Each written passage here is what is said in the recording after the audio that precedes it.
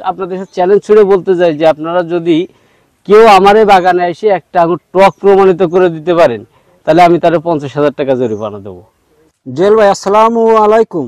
ওয়ালাইকুম আসসালাম রহমতুল্লাহ বারকাত। জুয়েল ভাই, আপনার এই যে খেতে যে সব আঙ্গুর পেকে গেছে, মানে কালার চলে আসছে, আপনার পাশে দেখা যাচ্ছে পুরো লাল কালার বা খয়েরি কালার চলে আসছে, মানে এই আঙ্গুরগুলো কি বিক্রি উপযোগী হয়ে গেছে? হ্যাঁ, এখন আমার যে বাগানে যে আঙুর আছে তার ভিতরে আপনার 80% আঙুর বিক্রি করার উপযোগী হয়ে গেছে। আঙ্গুরগুলো কত করে বিক্রি করতেছেন?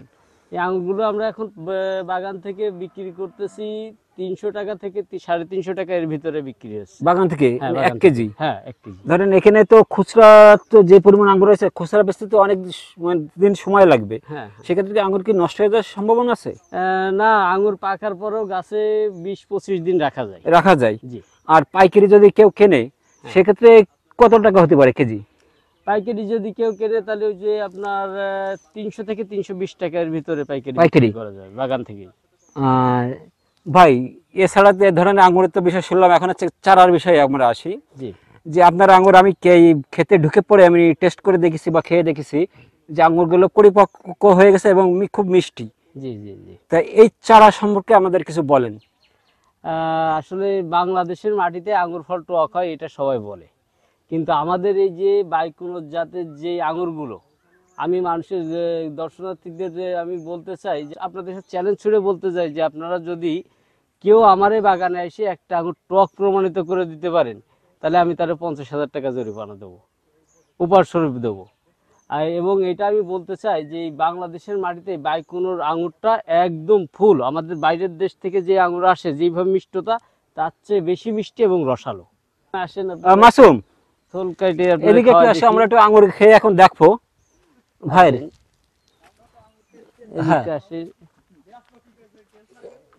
ভাই, যে পুরো কালো হয়ে গেছে, মানে কি এখন পরিপক্ক হয়ে গেছে? এই যে এই থোকাটা কাটি আমরা। হ্যাঁ, এই যে দেখেন কি সুন্দর কালার এই থোকাটার, দেখেছেন? হ্যাঁ ভাই, এখন তো পুরো মনে হচ্ছে বাইরের দেশে যে কালারটা হয়। একদম আপনারা খেয়ে দেখেন,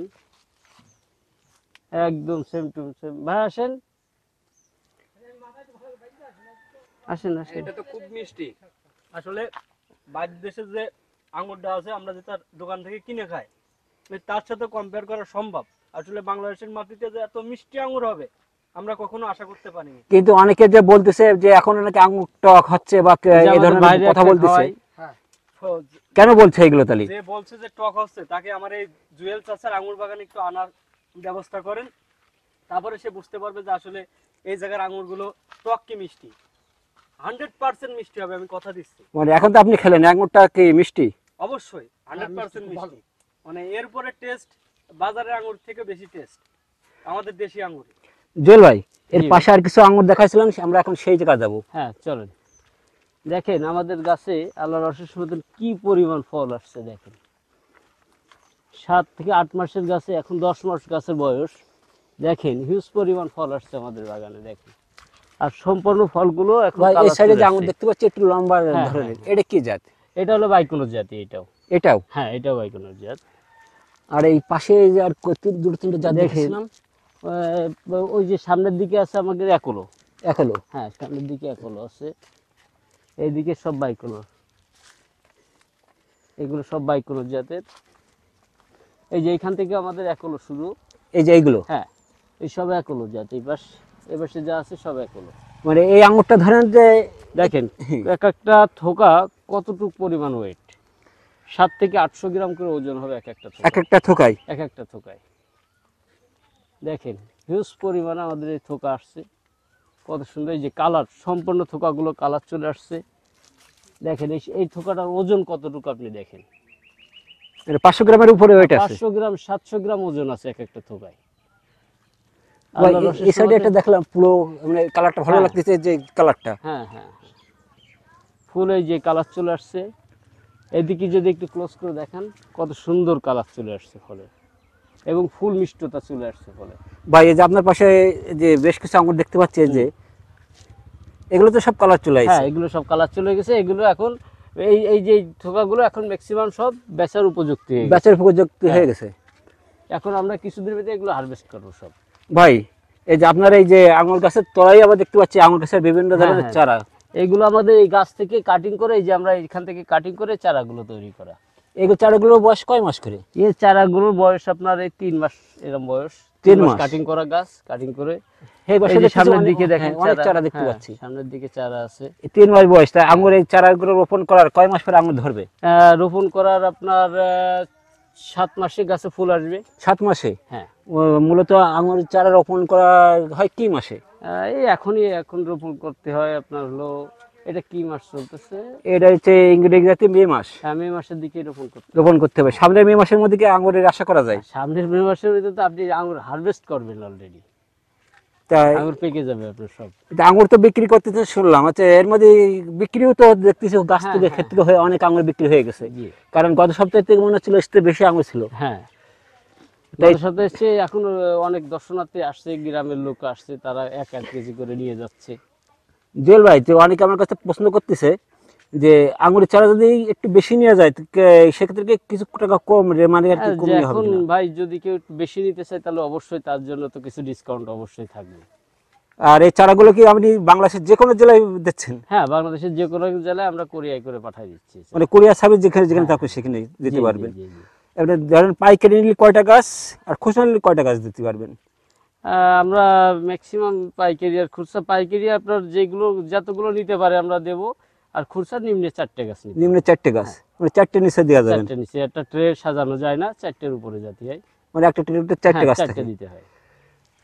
ভাই গত সপ্তাহে কিছু প্রশ্ন করিনি, কিন্তু এখন করতেছি। বলো। এই যে আঙুর চাষে তো অনেকে সফল, অনেক ধরনের আঙুর চাষ না, যে কোনো জিনিসে অনেকে সফল হতে পারে, অনেকে পারে না। জি, জি, জি। এক্ষেত্রে মানুষের ব্যর্থতা প্রতিটা মানুষের জীবনে থাকে। হ্যাঁ, থাকে। তা আপনি তো আঙুর চাষ করে একবারে সফল হয়েছেন। আল্লাহর রসের সময়তে আমি সফল হয়েছি। মানে আঙুর চাষ যে সময় শুরু করেছিলেন সে সময় আপনার ধারণাটা কি ছিল, সফল হতে পারবেন কি পারবেন না এরকম? না, আমার মনে দীর্ঘ বিশ্বাস ছিল যে আমি ইনশাল্লাহ সফল হব।